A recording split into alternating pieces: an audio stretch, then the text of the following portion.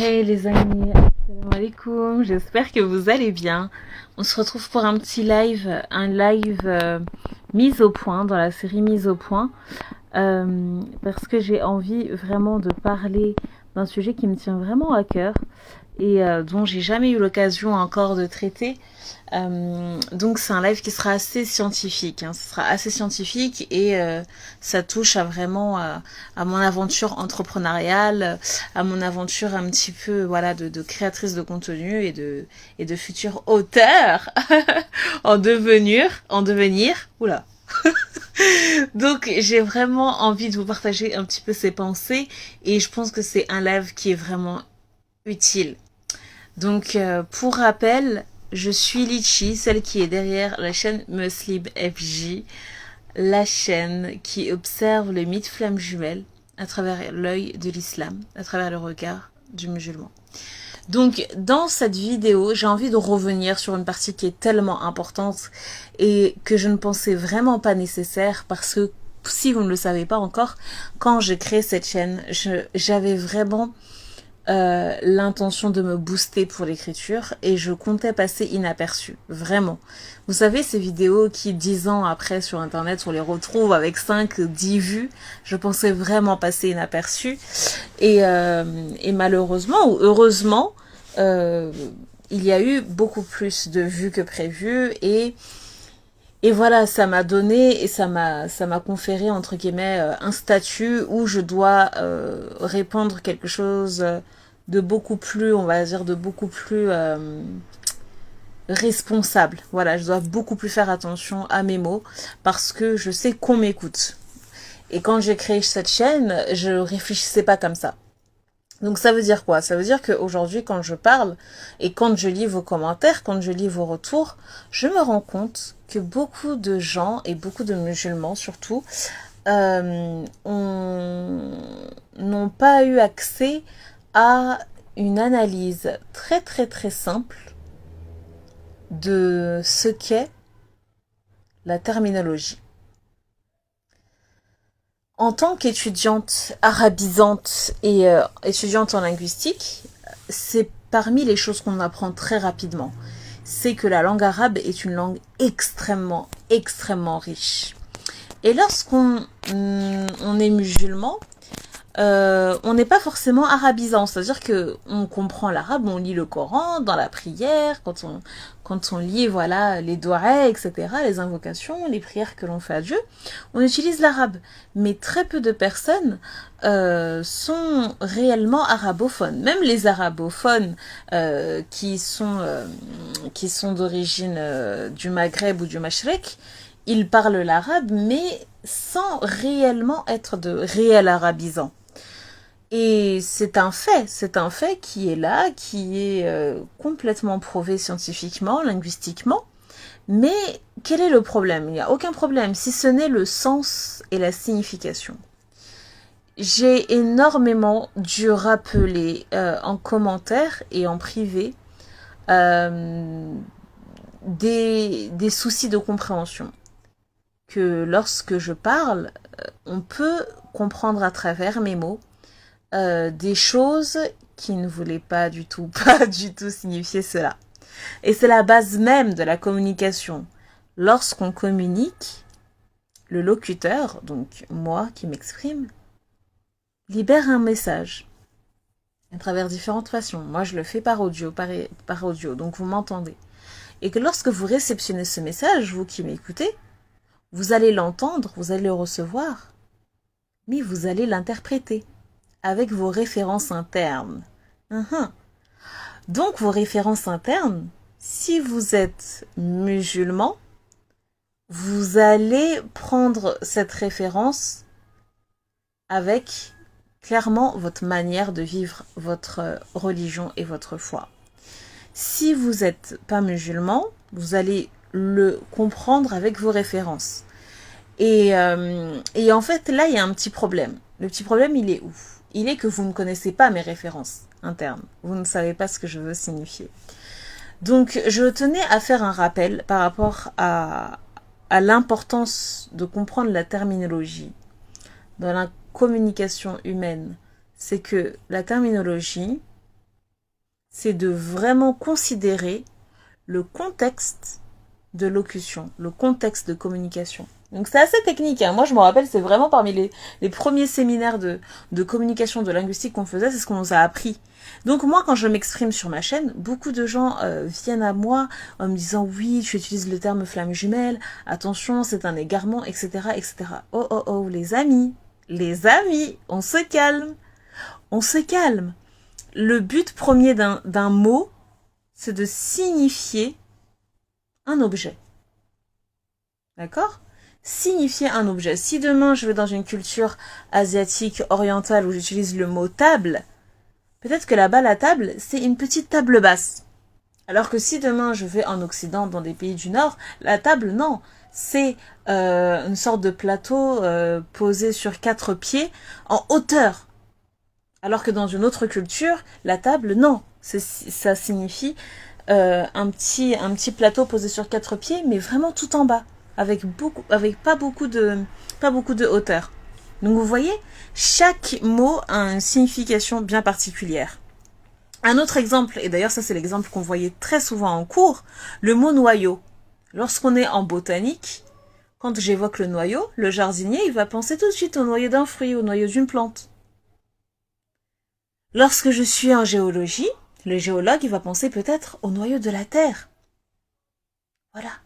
Lorsque je suis en chimie, en biochimie, on va penser au noyau cellulaire d'une cellule.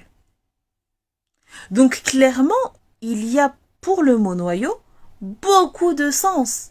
Mais en soi, on retient la référence commune qui est que c'est le centre de quelque chose. C'est le centre d'un élément.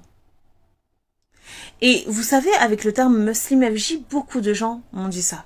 M'ont dit attention, tu fais du shirk, tu égares beaucoup de gens, tu devrais t'abstenir. Tu parles de élection, tu dis qu'on vous a élu. Enfin, j'ai eu des messages et je me suis dit mon Dieu, mais pourquoi ils ne comprennent pas? Et j'ai compris que la différence entre eux et moi, c'est que j'ai eu l'opportunité de voir les mots, de me couper de mes émotions en regardant les mots. C'est-à-dire que je ne vais pas projeter sur des mots que j'entends une émotion interne, une émotion qui tient de mes références internes. Et comme là, j'évoque un sujet qui est très occidentalisé, je vais utiliser des mots en français, bien sûr. Mais sachez, mes frères et sœurs, vous qui m'écoutez, que la langue française est une langue très limitée en matière de mots. La langue arabe, oh là là, elle est beaucoup plus précise. On va pas aller loin. Le mot nafs, le mot ruh, en français, on va le traduire par âme, directement. Âme. Alors qu'en arabe, selon le contexte, il va signifier des choses différentes. Il y aura des subtilités, des nuances très très claires et très évidentes pour les meilleurs des arabisants. Donc quand moi j'essaye de vulgariser tout ce que je comprends et tout ce que j'intériorise en moi, tout ce que je conscientise et que je vous le partage, prenez toujours en conscience que je parle avec mes références et que vous ne les connaissez pas, et c'est ce qui est normal. D'ailleurs, quand je vais sortir mon livre bi'idhnillah ta'ala, il y aura tout un glossaire, toute une partie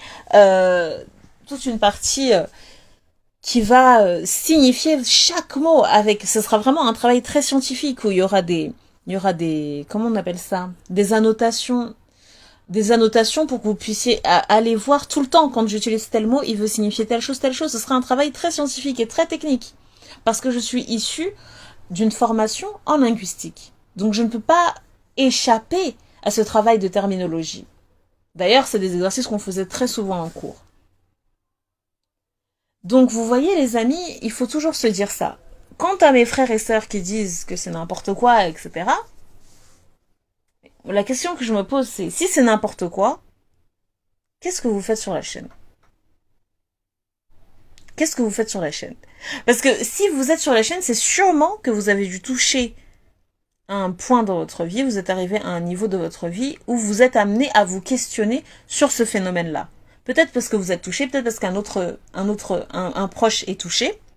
Bien sûr, il y a des dérives. Il y a des personnes qui, surtout des personnes qui sont sujettes aux dépendances affectives, qui vont très vite se dire oui, voilà, je suis dans un lien très fort, etc. Si c'est des personnes qui sont très, comment dire, très sensibles énergétiquement, donc elles ont vraiment une bonne, enfin, elles ont un grand magnétisme, elles peuvent ressentir les énergies, etc. Donc elles vont peut-être se tromper. Plein de personnes, j'en suis sûre, qui sont allées sur ma chaîne ou qui ont pu un jour lire sur les flammes jumelles, se sont dit ah mais peut-être que c'est ma flamme jumelle, j'en suis sûre. Peut-être toi qui m'écoutes, peut-être que toi aussi tu t'es trompé une fois il y a quelques années en pensant que c'était une flamme jumelle alors que tu n'étais pas. Donc aujourd'hui il faut vraiment te dire que la terminologie elle est au centre de tout. On est dans une religion où la langue arabe est centrale. C'est scientifiquement prouvé. C'est une langue qui est extrêmement riche. Vous savez, moi, dans mes études d'arabisante, on prend le Coran on prend l'arabe coranique comme la langue source pour étudier l'arabe alors qu'on est dans une académie française, laïque. Mais on est obligé, même les professeurs qui nous enseignent, il y a, je me rappelle, notre prof de linguistique, c'est une Libanaise qui est chrétienne, et on est obligé de passer par l'arabe du Coran pour décortiquer l'arabe ancien. Vous vous rendez compte? Parce que c'est une langue qui est extrêmement riche et extrêmement scientifique et extrêmement rigoureuse. Donc, s'il vous plaît, faites attention à la terminologie. Et ça, dans tous les pans des traductions, des exégèses que vous entendez. Parce que beaucoup de gens, lorsqu'ils entendent un mot qui est normalement affilié à la croyance islamique, va tout de suite se fermer. Par exemple, un exemple tout simple. Le mot adorer. Il y a des gens qui disent non, moi je peux pas dire, et moi je faisais partie de ces gens-là qui disaient non, moi je peux pas dire adorer parce que adorer c'est limité à Dieu. Bien sûr que c'est limité à Dieu, mais dans un contexte particulier. Si tu dis j'adore une mangue, est-ce qu'il y a un mal? Dans ton contexte, est-ce que tu adores la mangue comme une déesse ou comme une divinité? Ou est-ce que tu adores la mangue parce que tu l'aimes plus? Parce que oui, en français, les mots sont limités. Si tu connais un synonyme d'adorer, oui, bismillah, utilise-le. Mais est-ce qu'il y a un mal auprès de ton Seigneur si tu utilises le mot adorer en français? J'ai pas dit en arabe. En arabe, ce sera différent. Vous voyez? Donc il faut vraiment faire attention. Moi, je suis totalement convaincue que si tu es dans ce lien, véritablement, tu dois te défaire des limites que tu as au niveau terminologique. Tu dois te défaire, tu dois voir les mots avec leur plus grande largesse. Vous savez, les mots ont des pouvoirs incroyables. Mais vraiment, moi qui suis étudiante dans les sciences du langage, je suis toujours étonnée par la manière dont les mots sont remplis de majesté. C'est impressionnant.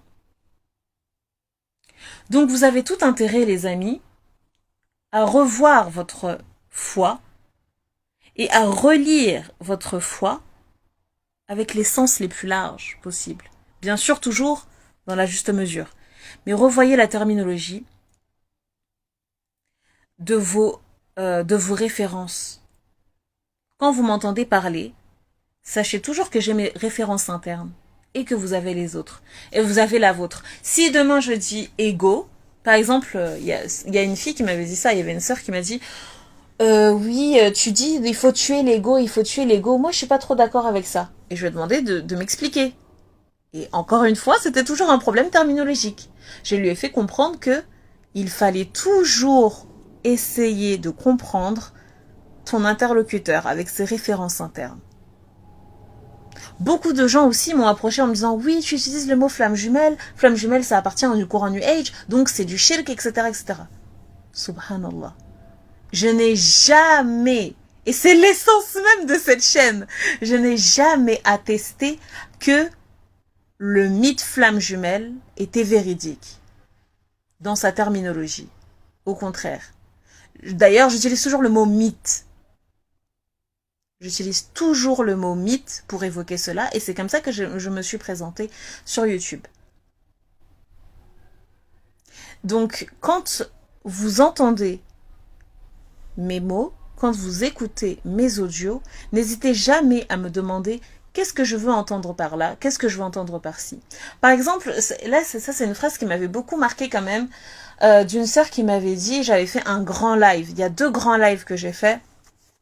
Un premier, c'était sur le Meet FJ, et c'était pour fêter les abonnés, ouais, les 300 abonnés, je crois. J'avais fait un live comme ça pour fêter les 300 abonnés. Et j'avais fait un deuxième live où j'avais mis à jour mon histoire. Voilà. Et dans ce live-là, je me rappelle, il y a une sœur qui m'a fait tout un... Mais elle m'a vraiment écrit longuement pour me dire que ce que je faisais, c'était vraiment de la perdition, que j'égarais les gens, etc. Qui avait beaucoup à dire sur tout ce que je faisais. Et elle m'a dit aussi, peut-être que vous avez vu ce commentaire, elle m'a dit, oui, tu as utilisé le mot élection, subhanallah, astaghfirullah. En gros, elle m'a dit ça grosso modo. Là, je synthétise, elle m'a dit, astaghfirullah, franchement, tu parles d'élection, enfin, c'est vraiment n'importe quoi. Quand j'ai vu ce message, je me suis dit, mon Dieu, mais en fait, il y a beaucoup de gens qui pensent la même chose. Il y a beaucoup de gens qui, en m'écoutant, pensent la même chose. C'est là que je me suis rendu compte que j'avais une grande responsabilité parce qu'on m'écoutait. Et je m'en excuse parce que je ne savais pas qu'on allait m'écouter. C'est ma faute. Mais si j'aurais su, j'aurais mis dès le début un point d'honneur à expliquer toute la terminologie. C'est un travail que je peux pas faire, ça me prendrait trop de temps de le faire à l'oral, mais dans le livre, Inch'Allah, il y aura clairement un glossaire. Donc à cette sœur, je lui réponds, ma sœur, quand j'ai expliqué et j'ai parlé d'élection, je disais que Allah subhanahu wa ta'ala, il est celui qui est capable de toutes choses. Rien ne se passe sur cette terre sans qu'il le décide. Rien ne se fait sans sa permission. Donc oui, il choisit, il élit certaines personnes à faire certaines choses, tout simplement. Quand j'ai parlé d'élection, je n'ai pas dit oui, nous sommes des prophètes. Non, non, non, non, non, non, non. Je n'ai pas assimilé ça à de la prophétie. Par contre, j'ai mis un point d'honneur à spécifier que oui, nous sommes élus plutôt. Vraiment, le français part, quand même le français part. Nous sommes élus, nous sommes choisis dans un certain contexte, dans cette épreuve. D'ailleurs, ça vient clairement dans la suite du live que j'ai fait tout à l'heure. Un live qui est tellement court. Je pense que les gens qui vont l'écouter vont se dire, hein, c'est quoi ce live-là? Mais oui, j'ai fait exprès de me taire. J'ai envie de vous éduquer. Pour moi, tout ce qu'il y a sur YouTube, tout ce qui est à votre disposition déjà dans les capsules, vous permettent de répondre à cette question. J'avais posé la question, pourquoi vous? Pourquoi est-ce que vous êtes éprouvé? Pourquoi est-ce que Dieu vous a choisi, vous, pour être éprouvé dans ce parcours? Donc voilà, c'était une capsule vraiment très courte pour parler de la manière dont vous devez conscientiser les mots. Vous êtes dans un parcours où on vous demande de vous éveiller, en pleine conscience. Bien sûr, chaque chose en son temps, mais sachez que la conscientisation de la terminologie, c'est très important. D'ailleurs, je propose des formations sur la communication entre FJ et il y a un grand point sur la terminologie. Parce que Dieu seul sait que la plupart des jumeaux ne se comprennent pas à cause de ça. Parce qu'ils ne comprennent pas. Ils ne comprennent pas la terminologie, ils ne comprennent pas les références internes de chacun. Donc si ça vous intéresse, si vous êtes intéressé par cette formation, n'hésitez pas à aller faire un tour sur le site, à déposer votre candidature, que je traiterai, Inch'Allah, et on se verra là-bas. Et quant à la terminologie, vraiment, je répète, n'hésitez jamais à me demander, à me poser des questions quand vous ne comprenez pas certaines choses. Concernant les mots, bien sûr, il y a une autre chose, c'est que dans les vignettes, enfin dans les capsules, vous pouvez parfois écouter la capsule et ne rien comprendre. Et c'est tout à fait normal. Il y a des choses qui sont trop techniques. Il y a des choses qui peuvent vous paraître trop techniques parce que vous n'êtes pas encore arrivé à un niveau de conscience pour comprendre cela. Et c'est tout à fait ok. Il n'y a pas de course à avoir. Non, non, non. Mais je vous invite à réécouter les vidéos plusieurs fois. Surtout que mes vidéos sont très longues. Donc n'hésitez pas à les réécouter plusieurs fois, voire à les couper. et à les réécouter. Parce que il y a des choses que, j'en suis sûre, hein, c'est normal, c'est humain, vous ratez. Parce que c'est trop dense, parce que c'est trop technique. Je m'en suis vraiment rendu compte, parce que là, je suis en train de faire une grande introspection de ce que cette chaîne va devenir et des nouveautés de la rentrée. Mais en tout cas, voilà, c'est une invitation que je vous donne, les amis. N'hésitez vraiment pas à réécouter les capsules et à vous interroger sur la terminologie. Donc voilà, je vous fais de gros bisous. N'hésitez pas si vous avez des questions. Ah, on était un petit peu nombreux quand même. Waouh, il y avait beaucoup de monde. J'avais même pas regardé. Ok. Euh...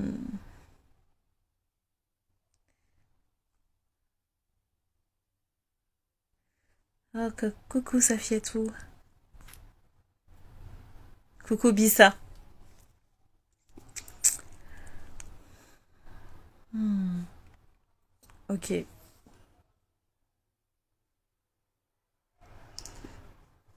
Donc si vous avez des questions sur ce live, sur le thème qui est de la terminologie, n'hésitez pas à me poser des questions. Je sais que c'est très technique, encore une fois, mais voilà, je voulais vraiment que vous reteniez cette réalité qui est que, voilà, l'arabe et le français sont deux langues extrêmement différentes et que la traduction, la vulgarisation, le contexte de communication sont des éléments à prendre en compte avant de juger le contenu de cette chaîne, tout simplement. Bon, je vois qu'il n'y a pas de, il y a pas de questions. Ok, bah, je vous dis à très bientôt, les amis. D'ici là, prenez soin de vous et prenez surtout soin de votre petit cœur. D'accord? Je vous fais de gros bisous. Mouah.